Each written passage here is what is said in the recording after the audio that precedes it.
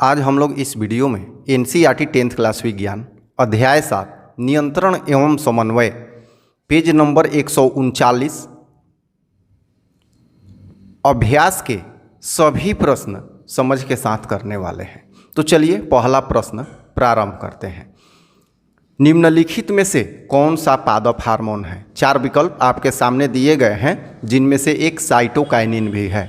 तो उत्तर होगा साइटोकाइनिन पादप हार्मोन है। प्रश्न नंबर 2, दो तंत्रिका कोशिका के मध्य खाली स्थान को कहते हैं, अर्थात क्या कहते हैं? तो यहाँ भी एनसीईआरटी बुक में 4 विकल्प है। आंसर होगा सिनेप्स। दो तंत्रिका कोशिका के मध्य खाली स्थान को सिनेप्स कहते हैं।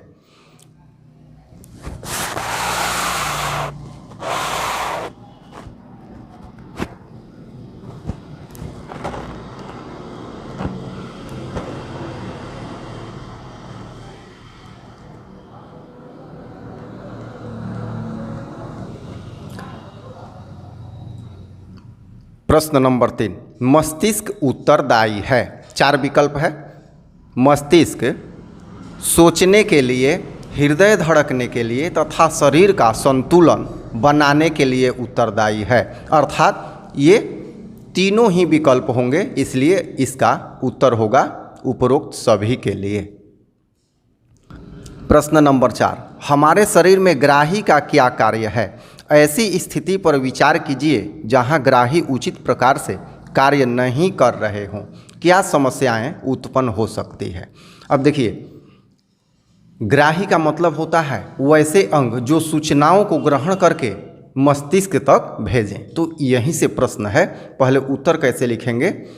शरीर के जिस भाग से सूचनाएं मस्तिष्क को जाती हैं उसे ग्राही अंग कहा जाता है, जैसे नाक, कान, आँख, त्वचा इत्यादि, ये सभी ग्राही अंग हैं। यदि ग्राही अंग उचित ढंग से काम न करे तो बहुत सारी घटनाएं उत्पन्न होने लगती हैं। जैसे हम रोड पर चल रहे हैं और कोई वाहन पीछे से हॉर्न बजा रहा है और इस स्थिति में यदि ग्राही अंग काम न करे तो दुर्घटनाएं घटित हो सकती हैं।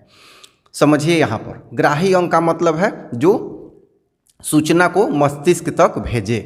तो यहाँ पर हम रोड पर चल रहे हैं और कोई गाड़ी पीछे से हॉर्न बजा रहा है तो हमें सुनाई ही नहीं दे रहा है, क्योंकि वहाँ ग्राही अंग जो हमारा कान है वो काम ही नहीं कर रहा है। तो क्या होगा? दुर्घटना घटने की समस्या यहाँ उत्पन्न हो जाएगी।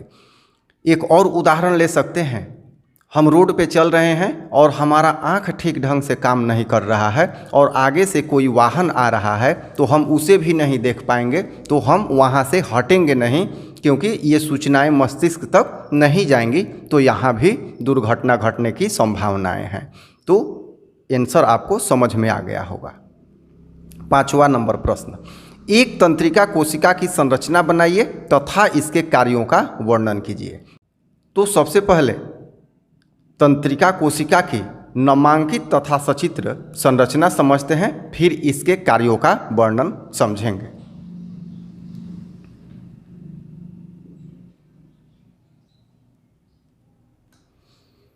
ये है तंत्रिका कोशिका, जिसे हम न्यूरॉन के नाम से भी जानते हैं। ये ऊपर जो पतले पतले रेशे दिखाई दे रहे हैं इन्हें द्रुमिका कहते हैं, और ये जो बीच में ये खाली स्थान है इसे कोशिका काय कहा जाता है, और यहाँ जो गहरा बनाया हुआ गोल भाग है केंद्र में, इसे केंद्रक के नाम से जाना जाता है। अब द्रुमिका का ही एक बहुत बड़ा भाग लंबा हो जाता है जिसे तंत्रिकाक्ष कहा जाता है, और ये सभी जो पतले रेशे हैं ये तंत्रिका कोशिका की अंतिम सिरा है। तो ये हो गया इसका सचित्र नामांकन। अब हम इसके कार्य के बारे में समझेंगे। तो पहले समझ लिया जाए, समझ लेने के बाद आप स्वयं से ही लिख लेंगे। देखिए, होता क्या है कि ये द्रुमिका जो है सूचनाओं को ग्रहण करती है, और यहाँ से कोशिका काय में जैसे ही आता है यह विद्युत आवेग में बदल जाता है। अब विद्युत आवेग यहाँ तंत्रिकाक्ष से होते हुए अंतिम सिराओं तक आता है।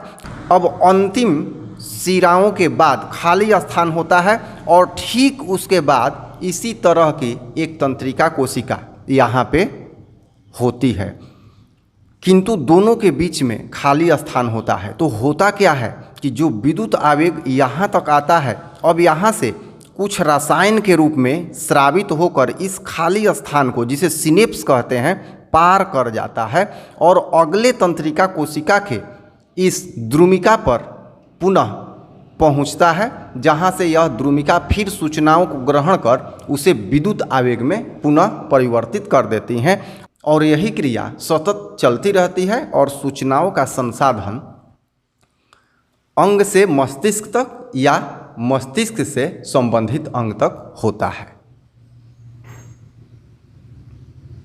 प्रश्न नंबर 6, पादप में प्रकाशानुवर्तन किस प्रकार होता है? उत्तर, पादप का प्ररोह का प्रकाश की ओर मुड़ना प्रकाशानुवर्तन कहलाता है।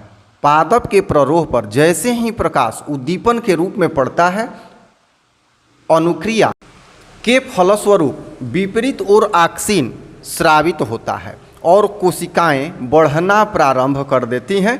परिणाम यह होता है कि ऑक्सीन के विपरीत ओर अर्थात प्रकाश की ओर प्ररोह की गति हो जाती है। चलिए विस्तार से समझते हैं।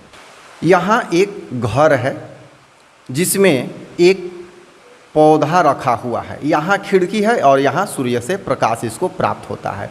होता क्या है कि खिड़की के सहारे जैसे ही सूर्य का प्रकाश इस पादप के प्ररोह पर पड़ता है, तो जिस साइड ये प्रकाश पड़ता है उसके विपरीत साइड अर्थात इस ओर प्रकाश पड़ रहा है, तो इस साइड ऑक्सिन हार्मोन स्रावित होता है। अब हम जानते हैं कि ऑक्सिन हार्मोन जो है वो वृद्धि हार्मोन है, तो परिणाम स्वरूप इस तरफ की कोशिकाएं बढ़ने लगती हैं और जैसे ही ये कोशिकाएं इधर की बढ़ती हैं और इधर की नहीं बढ़ती हैं, तो ये आगे की ओर झुकना प्रारंभ कर देता है और जिस ओर प्रकाश आता है उसी ओर इसकी गति हो जाती है। तो इस तरह से हम समझ गए कि प्रकाश की ओर प्ररोह की गति को प्रकाशानुवर्तन कहते हैं और ये क्यों होती है, तो ऑक्सिन हार्मोन के कारण ही संभव हो पाती है। 7 नंबर प्रश्न, मेरुरज्जु आघात में किन संकेतों के आने में व्यवधान होगा? आंसर इस प्रकार लिखेंगे, मेरुरज्जु आघात में वैसी सूचनाएं मस्तिष्क को नहीं मिल पाएंगी जो मेरुरज्जु से होकर मस्तिष्क को जाती हैं और प्रतिवर्ती क्रिया संपन्न नहीं हो पाएगी, जिसके कारण दुर्घटनाएं घटित हो सकती हैं। पुनः मस्तिष्क से होकर जाने वाला आदेश जो मेरुरज्जु से होते हुए संबंधित अंग तक जाता है नहीं पहुंच पाएगा। आइए थोड़ा सा विस्तार से समझते हैं। ये हम लोग एग्जाम में इसी तरह का लिखेंगे, निश्चित शब्द में और सटीक शब्दों में। अब समझ बनाइए इस पे। देखिए, मेरुरज्जु आघात में होगा क्या, तो पहली बात कि प्रतिवर्ती क्रिया संपन्न नहीं हो पाएगी। प्रतिवर्ती क्रिया क्या है, तो जैसे मान लिया जाए कि गर्म बर्तन हमारे हाथ में जैसे ही टच करेगा, हमारा हाथ पीछे की ओर नहीं खींचेगा। प्रायः होता क्या है कि गर्म बर्तन जैसे ही हमारे हाथ को टच करता है, हमारा हाथ पीछे की ओर अपने आप खींच जाता है। लेकिन यदि मेरुरज्जु आघात हो जाए तो हमारा हाथ उस बर्तन से सटेगा तो सटा ही रह जाएगा, जिससे दुर्घटनाएं होंगी। एक और बात हो सकती है कि मस्तिष्क से वैसी सूचनाएं जो मेरुरज्जु से होकर आती हैं, वो सूचनाएं संबंधित अंग तक नहीं पहुंच पाएंगी, क्योंकि मेरुरज्जु उस समय अवरुद्ध होगा, तो यहाँ भी दुर्घटनाएं घटित हो सकती हैं। प्रश्न नंबर 8, पादप में रासायनिक समन्वय किस प्रकार होता है? पादप में रासायनिक समन्वय के कारण ही ये उचित विकास कर पाते हैं, जैसे पौधे के प्रतान का किसी सहारे को लपेटकर आगे बढ़ना, अथवा पौधे के प्ररोह का प्रकाश की दिशा में मुड़ना, या पौधे का शीर्ष 2 भागों में विभाजित होना।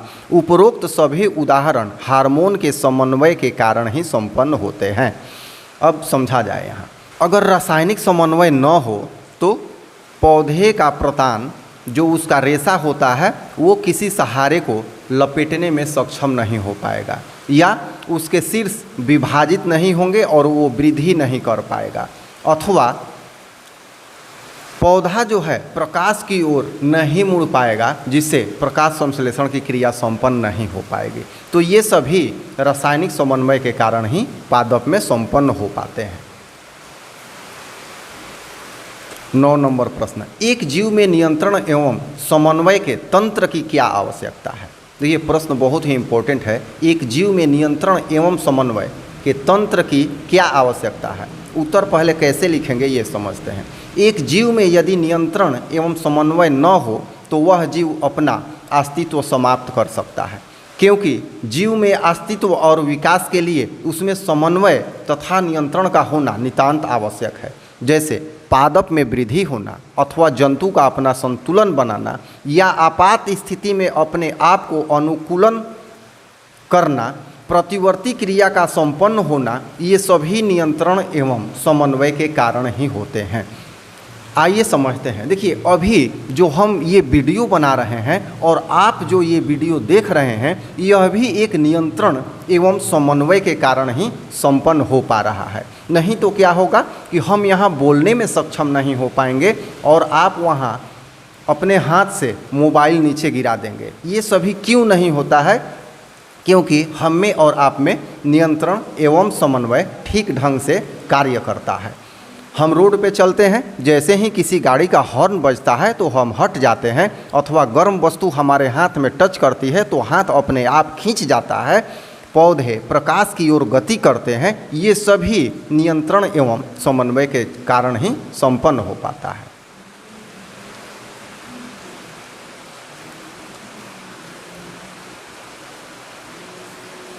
दस नंबर प्रश्न, अनैच्छिक क्रियाएं तथा प्रतिवर्ती क्रियाएं एक दूसरे से किस प्रकार भिन्न हैं। तो सबसे पहले हम अनैच्छिक क्रिया को समझते हैं, फिर प्रतिवर्ती क्रिया को समझेंगे। इसके बारे में 3 बिंदु पहले कैसे लिखेंगे। पहला बिंदु, इस क्रिया पर मस्तिष्क का नियंत्रण नहीं होता है। दूसरा बिंदु, यह क्रिया अपने आप होती है। यह क्रिया मस्तिष्क से संपन्न होती है। अब देखिए, यहाँ अनैच्छिक क्रिया मस्तिष्क के नियंत्रण में नहीं होता है, किंतु मस्तिष्क से ही संपन्न होता है और यह अपने आप होती रहती है। जैसे हृदय का धड़कना, पलक का झपकना, या हमारी जो पुतली है उसका फैलना और सिकुड़ना, और भी बहुत सारी क्रियाएं हैं जो अनैच्छिक क्रिया के उदाहरण हैं। अब यहाँ प्रतिवर्ती क्रिया के बारे में 3 बिंदु समझते हैं। पहला बिंदु, इस क्रिया पर मस्तिष्क का नियंत्रण नहीं होता है। यह क्रिया भी अपने आप हो जाती है। यह क्रिया मेरु रज्जु से संपन्न होती है। अब देखिए, प्रतिवर्ती क्रिया पर भी मस्तिष्क का नियंत्रण नहीं होता है, किंतु यह संपन्न भी मस्तिष्क से नहीं होती है, यह मेरु रज्जु से संपन्न होती है। यह क्रिया अपने आप हो जाती है। जैसे हाथ जलता है या कांटा चुभता है तो हाथ अपने आप ही अलग खिंच जाता है। तो इस तरह से अनैच्छिक क्रिया और प्रतिवर्ती क्रिया में हम अंतर समझ पा रहे हैं। 11 नंबर प्रश्न, जंतुओं में नियंत्रण एवं समन्वय के लिए तंत्रिका तथा हार्मोन क्रिया विधि की तुलना तथा व्यतिरेक कीजिए। देखिए, प्रश्न समझ लीजिए। कह रहा है प्रश्न, जंतुओं में नियंत्रण एवं समन्वय के लिए तंत्रिका तथा हार्मोन क्रिया विधि की तुलना करना है तथा व्यतिरेक अर्थात विस्तार करना है। उत्तर लिखेंगे, जंतुओं में नियंत्रण तथा समन्वय हार्मोन तथा तंत्रिका तंत्र से संपन्न होता है। हार्मोन से जीव में वृद्धि तथा विषम परिस्थितियों के अनुकूल बनना प्रायः संपन्न होता है, जबकि तंत्रिका तंत्र से गति करना अथवा विषम परिस्थिति का अनुकूल बनना संपन्न होता है। जीव का संतुलन अथवा उसमें गति तंत्रिका तंत्र से ही होती है, जबकि अधिकतर आंतरिक संतुलन जो व्याधियों को नियंत्रित करते हैं हार्मोन के कारण होते हैं। अब यहाँ थोड़ा सा समझते हैं। जंतुओं में नियंत्रण तथा समन्वय 2 तरह से होता है, एक हार्मोन से और दूसरा तंत्रिका तंत्र से। हार्मोन जो है हमारे शरीर के बहुत सारे आंतरिक क्रियाओं को नियंत्रित करता है। जैसे रक्त में शर्करा का नियंत्रण करना, जो इंसुलिन हार्मोन के कारण होता है, या विषम परिस्थिति में हमें उस परिस्थिति से तालमेल बनाने में सक्षम करना, जो कि एड्रीनलिन हार्मोन के कारण संपन्न होता है। किंतु बहुत सारे संतुलन तंत्रिका तंत्र से भी संपन्न होता है, जो ग्राही अंगों से सूचनाएं मस्तिष्क तक जाता है और मस्तिष्क अपना कमांड संबंधित अंग तक भेजता है। तो इस तरह से जंतुओं में नियंत्रण तथा समन्वय तंत्रिका तंत्र तथा हार्मोन दोनों के द्वारा ही होता है। क्वेश्चन नंबर 12, छुई मुई पादप में गति तथा हमारी टांग में होने वाली गति के तरीके में क्या अंतर है? उत्तर लिखेंगे। छुई मुई पादप में गति अनुकुंचन गति कहलाती है, जबकि हमारी टांग में होने वाली गति मांसपेशियों के फैलने तथा सिकुड़ने से संपन्न होती है और इसे टहलने की क्रिया कहा जा सकता है।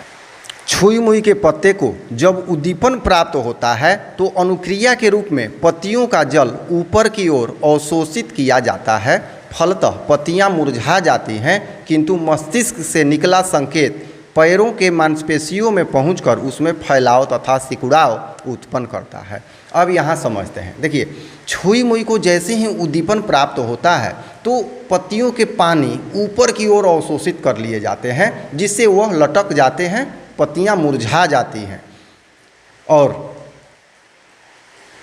मस्तिष्क द्वारा जब संकेत मांसपेशियों को जाता है तो मांसपेशियों में फैलाव तथा सिकुड़ाव होता है, जिसके कारण टांग में गति उत्पन्न होती है। तो इस तरह से दोनों के गति में ये अंतर है।